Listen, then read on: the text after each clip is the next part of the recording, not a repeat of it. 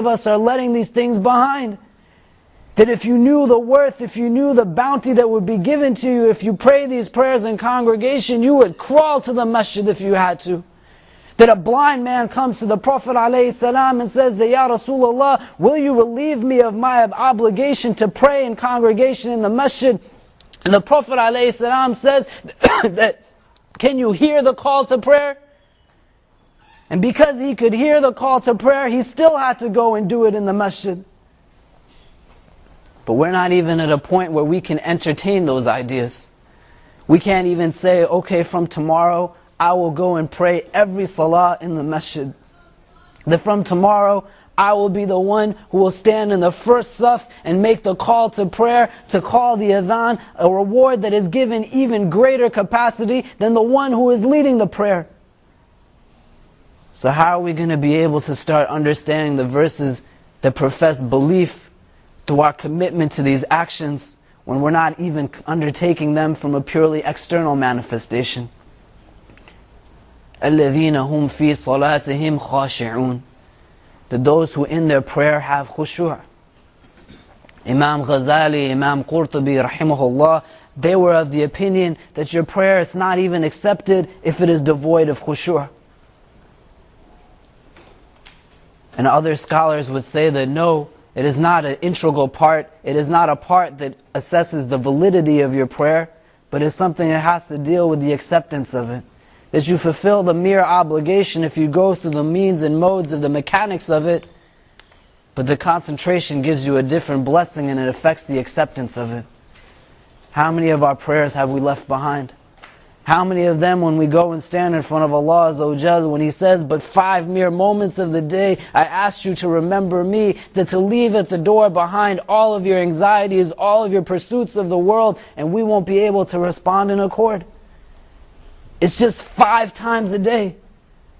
5 times a day for but mere moments, that's it. And it's one of the attributes that if we were to follow it, قَدْ أَفْلَحَ الْمُؤْمِنُونَ, how successful indeed would we be? And if we can't even move beyond that, then we're not even be able to go into the other attributes that are mentioned in those first 10 verses. Our salah becomes of the utmost of importance. In a weak hadith, it is narrated that Allah Azza wa Jal, He brings forth to Him on the Day of Judgment people who are coming to ask of Him of their prayer. And so Allah Azza wa Jal will bring a person in front of Him, and the man will be questioned that why were you negligent in your salah? Why were you not praying your prayers the way you needed to?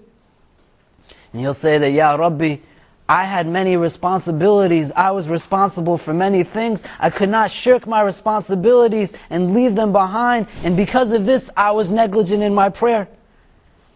And Allah Azza wa Jal, He'll bring Sulaiman alayhi salam and Dawood alayhi salam forth and would say that are the responsibilities that you have comparable to the responsibilities that these men had? That their kingdoms were so vast and so great that they had dominion even over the winds. Did they forget to make their prayers? And then Allah Azza wa Jal will bring a person forward and he will say that, Ya Allah, I was too sick. I was not healthy enough to perform my salah, to perform my prayer. This is why I was negligent of it. And Allah Azza wa Jal will bring forth Ayub alayhi salam. And He will say that this was a man who was cast out by his people. This was a man who was plagued by all kinds of diseases, that he was left on the streets by himself. Nobody cared for him to the point that they would bring him any kind of medicine or any kind of help.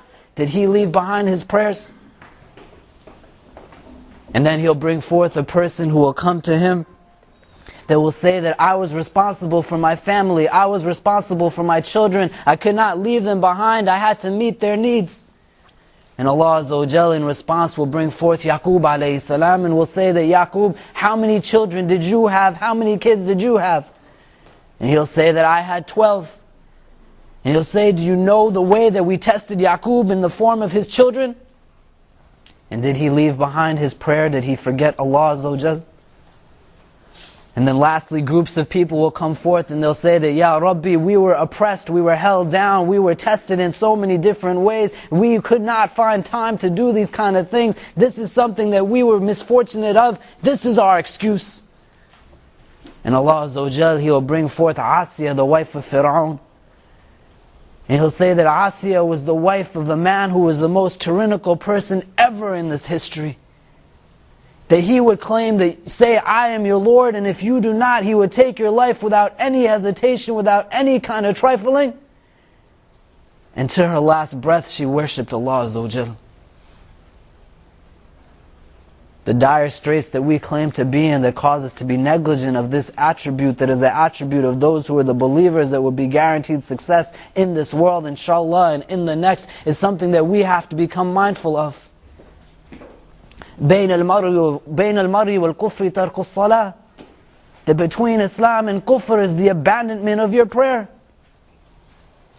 And so what are we doing to it? How do we even understand this verse that tells us, have some focus, have some concentration in your salah, you will indeed be successful, when we're not even prostrating our head to Allah Azza wa Jal a mere 5 times a day?